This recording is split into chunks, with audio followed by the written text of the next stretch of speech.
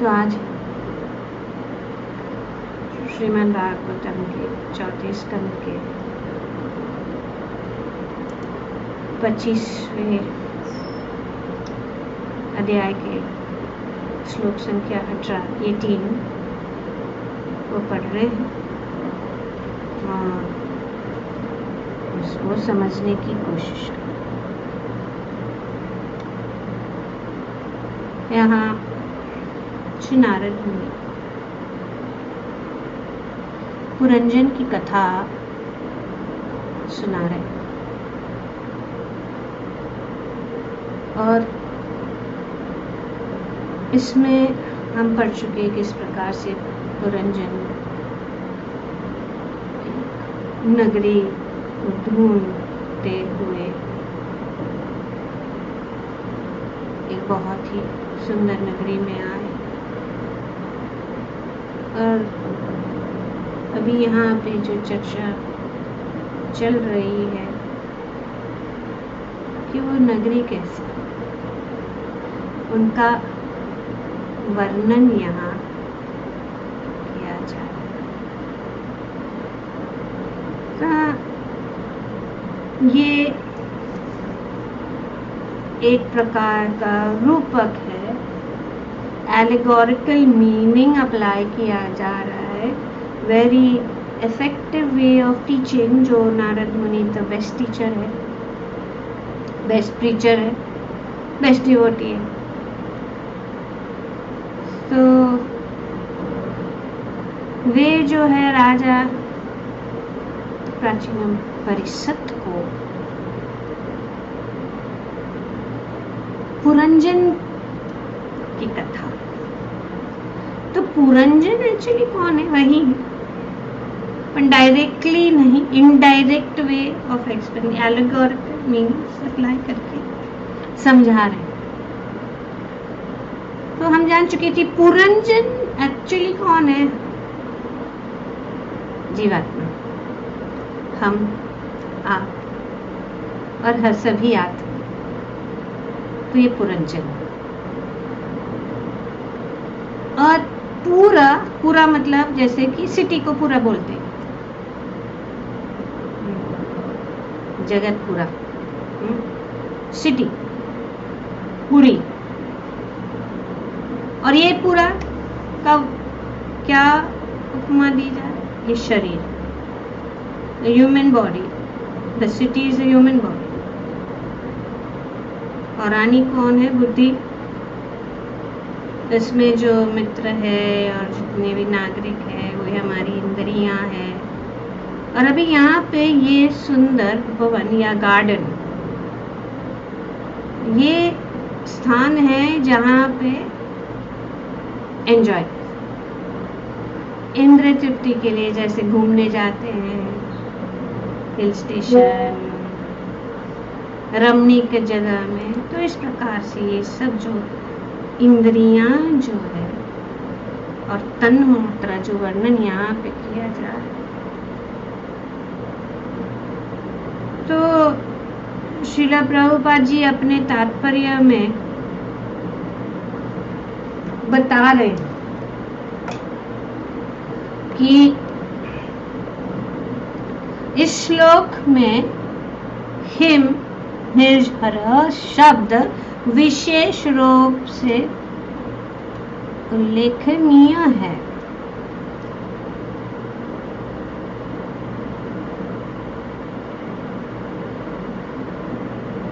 जल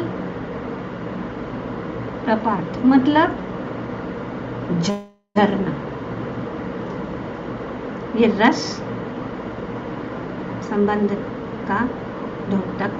तो ये द्योतक क्या है? ये अनेक जो चीजें इसमें है। तो हिम निर्झर मतलब ये झरने, हिम मतलब ठंडे, कूल वाटर, ठंडा ठंडे पानी भरा झरना। जैसे हिमालय को हिम मतलब जहाँ पे ठंडी रहता है। अभी सब लोग जाते हैं ना गर्मी बहुत है सिटी में, तो क्या जाते, हिमालय की ओर। तो यहाँ पे हिमविषहर मतलब ये झरने सिर्फ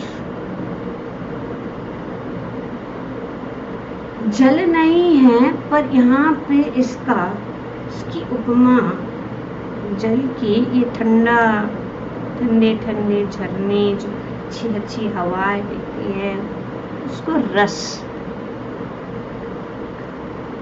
आनंद, और ये रस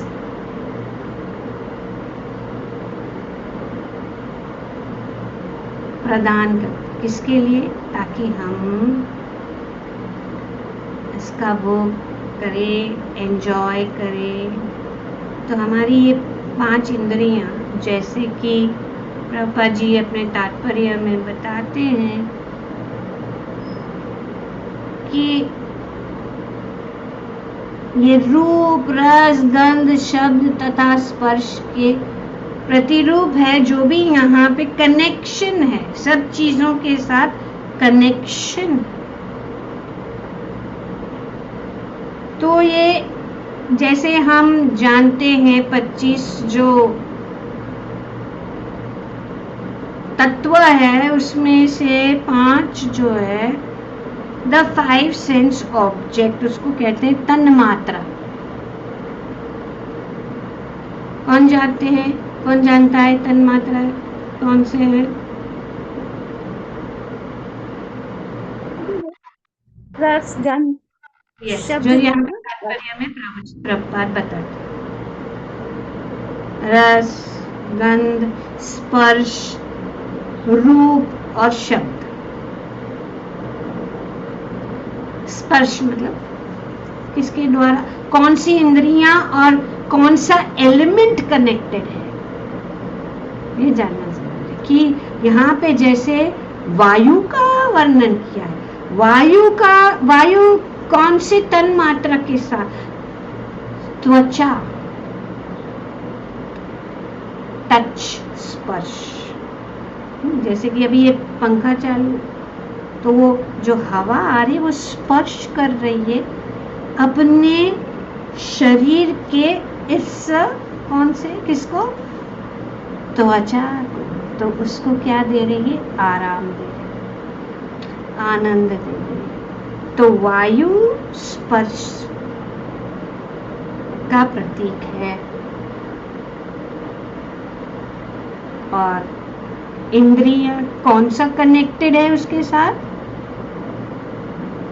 हमारी त्वचा या स्किन। तो ये एलिमेंट जो इस द 5 एलिमेंट्स, और जो एलिमेंट्स ऑफ नेचर का बताया गया है, वो एलिमेंट विंड represents touch, हवा का छूना। What is the sense it is connected with, किसके साथ कनेक्टेड है, वो है त्वचा, स्किन। और ये झरने, जैसे कि यहाँ पे बताए गए, झरने किसके रिप्रेजेंट कर रहे हैं, रस या एंजॉयमेंट, रस। और वो रस कौन सी इंद्रिया, रस हम कहते हैं ना, रसास्वादन, जिभा, और हमारे भावना, इमोशंस। तो ये वाटरफॉल, वो एक ऐसा वातावरण। अब ये सब जो है साथ मिलकर किस प्रकार से हमारे सारी इंद्रियों को घेर लेते हैं। नहीं तो क्यों जाएंगे हिल स्टेशन जहाँ पे झरने हैं, हवा चल रही है सुंदर, और सुंदर फूलों की सुगंध आ रही। तो ये गंध, वसंत ऋतु, कुसुमा कर, यहाँ पे बताया कुसुमा कर मतलब वसंत का जो सुंदर सुगंध है, और वो किसको भा रही है? नासिक, नोज। तो ये वसंत, स्प्रिंग जैसे कहते हैं, अभी स्प्रिंग, गंध, स्मेल, ब्यूटीफुल स्मेल। और रूप, अच्छा दृश्य, आंखें। रूप किसके साथ connect? The sense object connected with रूप इज द आईज, आंखें।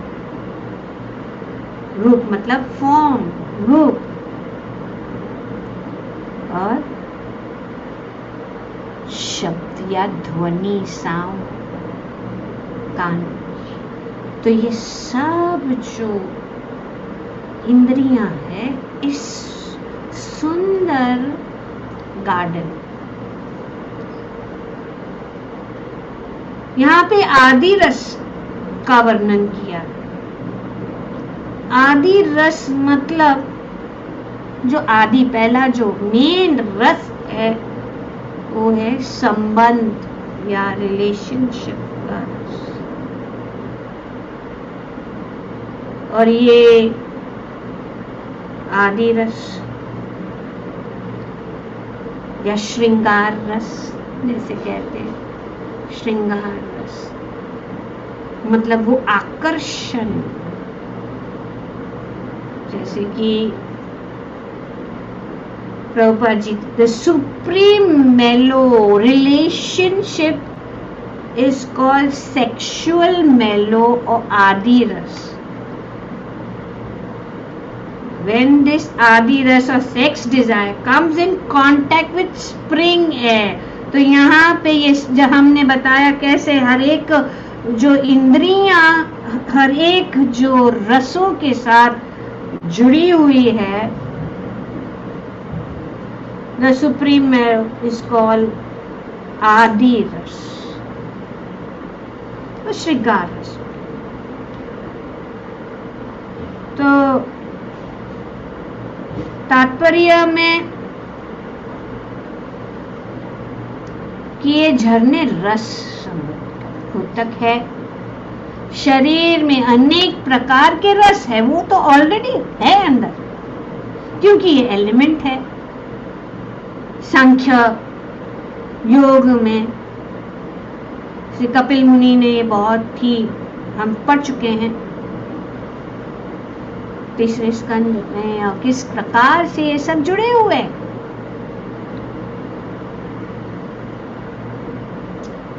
ऑलरेडी अंदर है, क्योंकि हमारे अंदर सब कुछ है, जल है, पृथ्वी है, सब चीज जो भी इस भौतिक जगत में ये जो 25 जो एलिमेंट्स है उसके साथ। अब वो तो बड़ा टॉपिक, समय का आभास होने के कारण हम ज़्यादा इसमें नहीं जाए, लेकिन आप लोग ऑलरेडी इतने दिनों से पाठ कर रहे हैं, भागवतम का डीप स्टडी हो रहा है।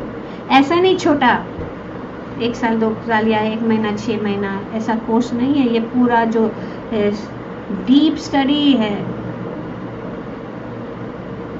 तो ये डीप स्टडी जो हम कर रहे हैं, आप लोग सब जुड़े हुए काफ़ी सालों से हो रहा है।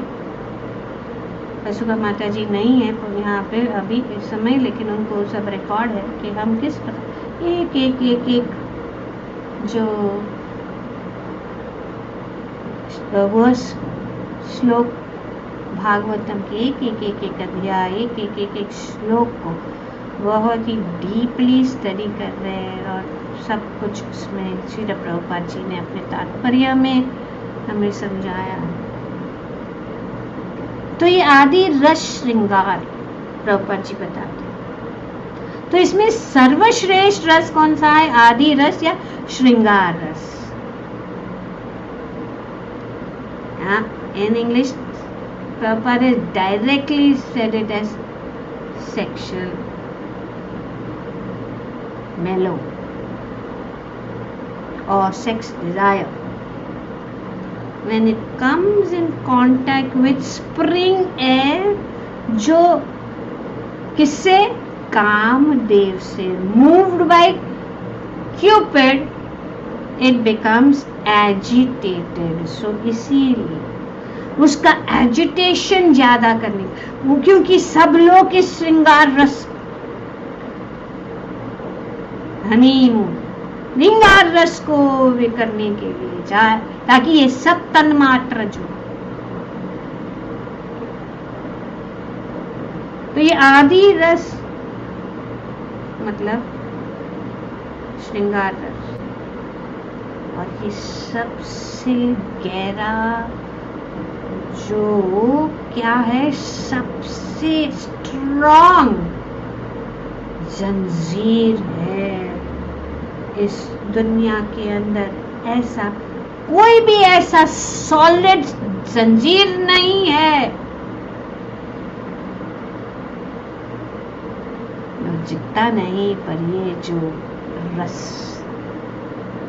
आदि रस, सेक्सुअल अट्रैक्शन टॉप मोस्ट है, जिससे छूट पाना इतना बाइंडिंग फोर्स है, इतना बाइंड कर लेता है कि उससे निकलना बहुत कठिन है. Strongest binding force in the material वाले सेक्स लाइफ.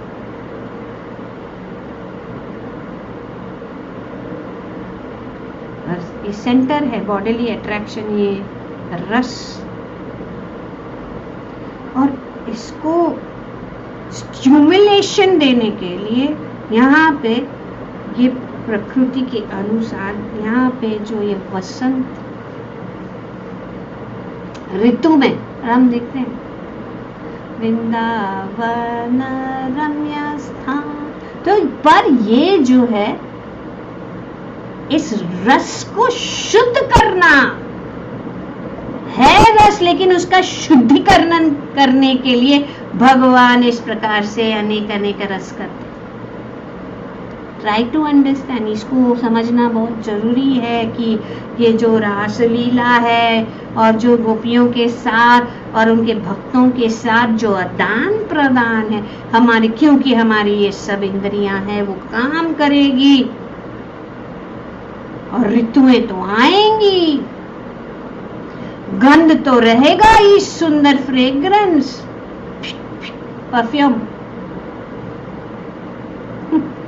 ये अट्रैक्शन, स्पर्श, सुंदर वातावरण, रमणीक स्थान,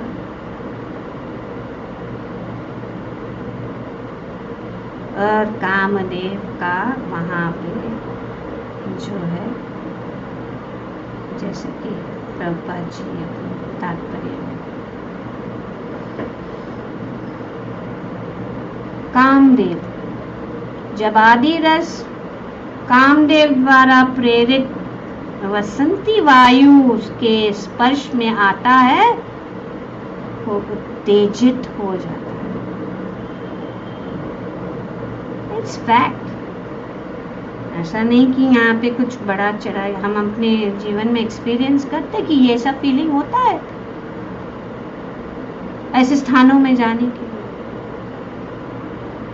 दूसरे शब्दों में ये शब्द, रूप, रस, गंध शब्द तथा स्पर्श के प्रतिरूप वायु स्पर्श है. प्रपात रस स्वाद है, वसंती वायु कुसुमाकर सुगंधी है, जैसे कि इस श्लोक में नारद मुनि वर्णन कर रहे. तो ये मन को मोहित कर देता है, मन को ये जो हवा, और इससे क्या होता है, हमारी इच्छाएं, the mind becomes distracted, mind becomes disturb, and then we, हमारी इच्छाएं, हमारा इच्छा हो जाता है कि वहां जाते हैं, इंक्रीज करता है.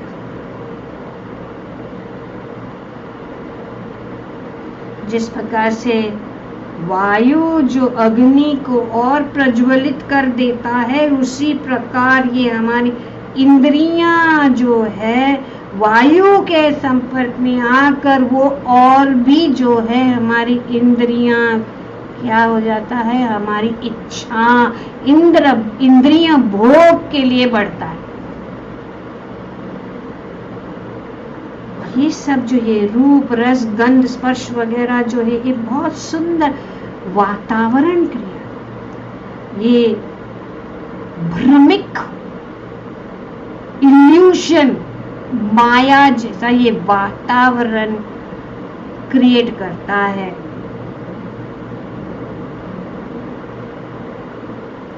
और जीवन को सुंदर बना देता है, सुंदर बहुत आनंदमय बना देता है। ये सब वातावरण उसके पीछे भागने का इच्छा होता है।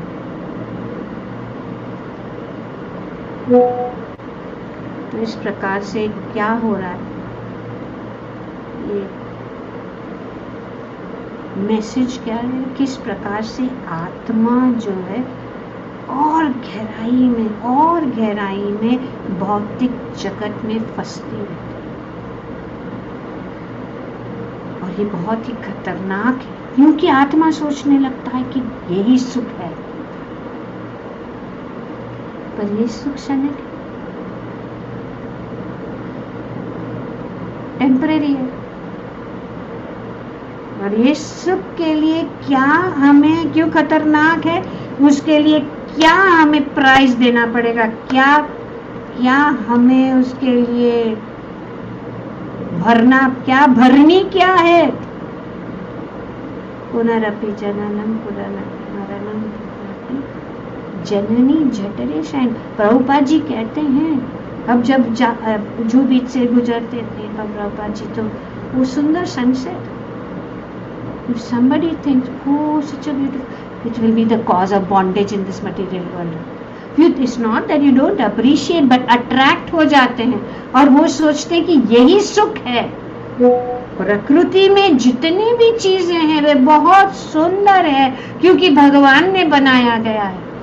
लेकिन अगर हम प्रकृति के चीजों को देखकर इंद्रिय तृप्ति का विचार हमारे मन में आता है, तो हमारे वो पतन और बंधन का कारण बन जाता है। अप्रिशिएट करना कि भगवान ने कितना सुंदर ये वातावरण, ये सूर्यदेव, देखो सूर्यदेव कैसे प्रकाशित कर रहा है, कितने सुंदर से रूप से। तो इसका अर्थ ये नहीं है कि हम भौतिक चीजों को नकार दें, सब मिथ्या नहीं है। तो आध्यात्मिक जीवन मतलब नकारना नहीं, रस को रिजेक्ट करना नहीं, उसका शुद्धिकरण करना। रस का शुद्धिकरण, रस is not rejected but purified. जैसे अभी हमारा सेंटर है, इस तरफ से हम देखते हैं कि सूरज कितना सुंदर रूप से सनराइज हो रहा है, सामने इतना सुंदर गार्डन है।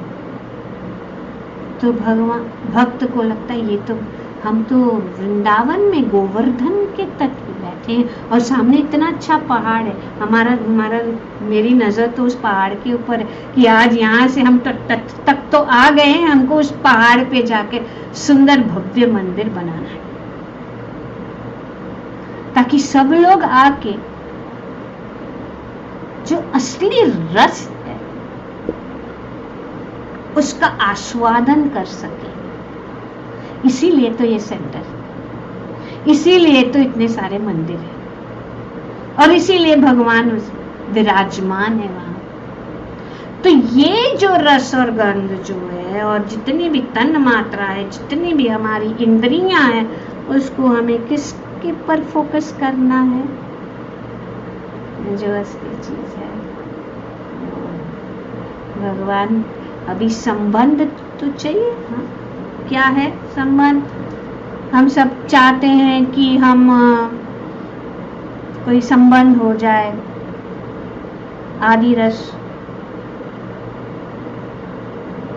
पर इससे भौतिक जीवन में आदि रस क्या है?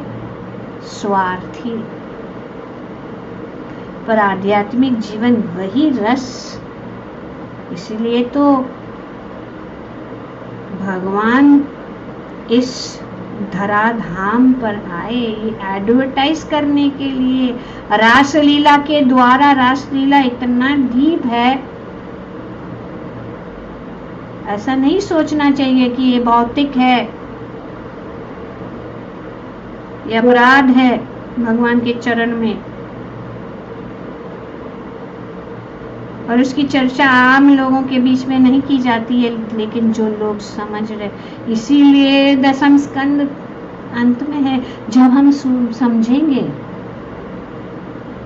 मैं कौन हूँ, भगवान कौन है, भगवान के साथ मेरा संबंध क्या है, ये भौतिक जगत क्या है, ये सब जो 25 तत्व क्या है, ये सब जानेंगे तो हम जो है इस रस का स्वाद।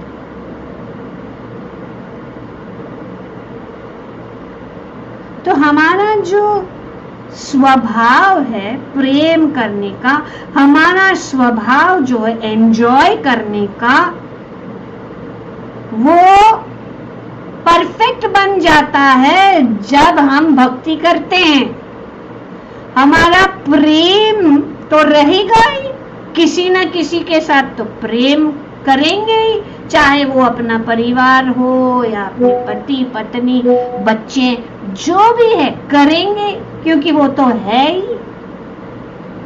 लेकिन उसका शुद्धिकरण भक्ति के द्वारा कि भगवान के प्रति हम भक्ति या भगवान के साथ हमारा संबंध जोड़े।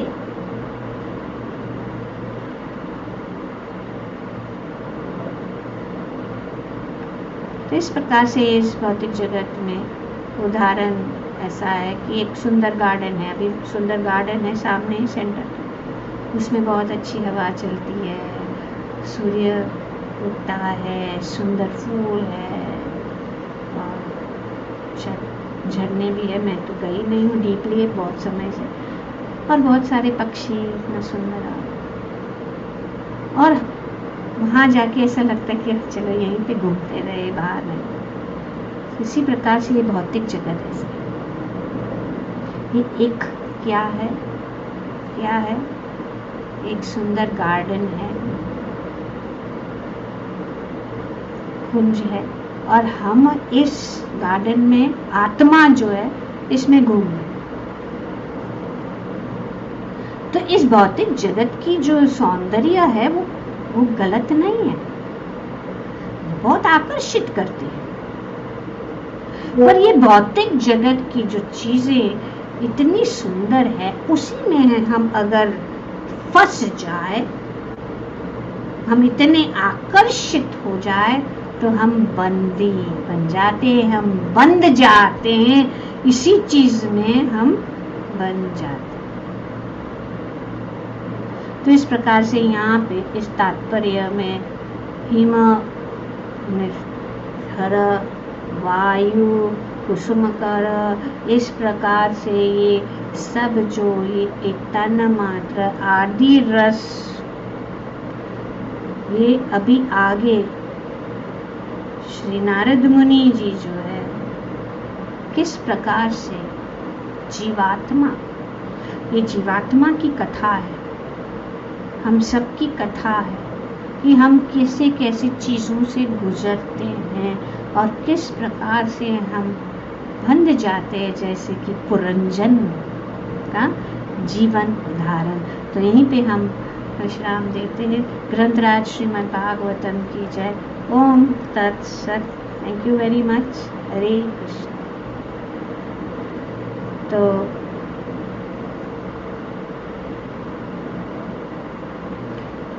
ये विषय भोग जो है प्रभुपाद जी अंत में बताते हैं, जीवन का मोहक बनाते हैं और हम भौतिक संसार के वशीभूत हो जाते हैं। तो सल्यूशन यही है कि हम उसको बदल दें। अपनी इंद्रियों के आनंद के बदले में भगवान की इंद्रियों को आनंद देने से हम पूर्ण रूप से आनंदित होते हैं। अगर हमें कोई अच्छा रस, अच्छा प्रसाद खाने का अच्छा लगता है, कोई बुराई नहीं है उसमें। अच्छे खाने को अच्छा लगता है तो बुराई नहीं है, लेकिन अगर हम अपने इंद्र तृप्ति के लिए खाते हैं तो ये बंधन का कारण बन जाता है। और अगर हम भगवान को भोग लगा उसको पाते हैं तो ये मुक्ति के कारण वही चीज। तो बहुत सारी सभी इंद्रियां इस प्रकार से आप लोग सब इतने सालों से जुड़े हुए हैं और हमें शास्त्र के अनुसार देखना चाहिए, मन माने ढंग से नहीं। तो इसीलिए मैं निवेदन करती हूँ आप सबके लिए कि सुहावना मौका हमें प्राप्त है। आधा घंटा, हम तो ज़्यादा बैठ भी नहीं है, तो मैं तो चालू हो जाए तो अंत नहीं होगा, लेकिन अभी आधा घंटा आप सब देंगे रोज नियमित रूप से, तो हम असली आनंद का अनुभव करेंगे। क्षणिक आनंद है, इस भौतिक जगत में आनंद है, लेकिन वो क्षणिक है। तो इसीलिए हमें मार्ग शास्त्र के द्वारा लेना चाहिए। हमने मन में कि मन सबसे बड़ा जो है ठगने वाला व्यक्ति है। हरे कृष्ण। थैंक यू कि माता जी। तो आप कीर्तन करेंगे 2 मिनट और फिर भगवद गीता पढ़ते हैं, राइट माता जी? तो